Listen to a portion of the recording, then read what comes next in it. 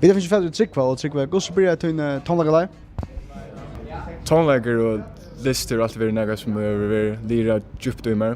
Men det kom inte ordentligt fram för en var en 12, 13, 14 år att det började ordentligt att göra något vet jag. Och ja, nu är jag här 5 år sedan, eller så. Kan vi text och lära är det något som du smör själv? Ja, är nog först och främst en istället fram att spela tonlag. Så det kan jag högt på. Och jag älskar skapa som helt, skriva nek och spela nek och göra kvända. Det flesta var glömt Lucas just som det är gjort, men det kommer alltid också. Det är alltid ordentligt. Hur snägga vänner man tar man ensam av bollen fram till en sån kapping?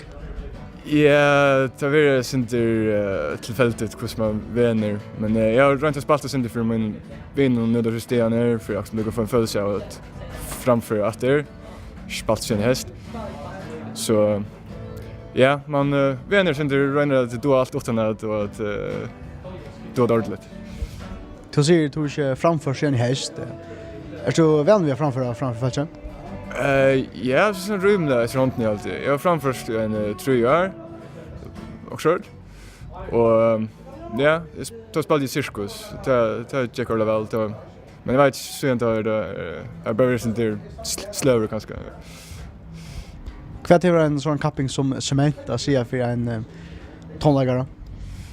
För en tonläggare generellt ger hon huvud att släppa spela och att vinna sig fram.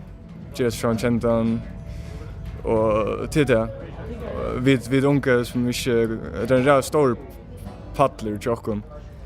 Som kanske släpper spela som det annars för en stora fjälta.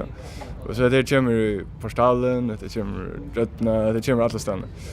Så det är man kan också slå sig fastan hur man är eller så snär.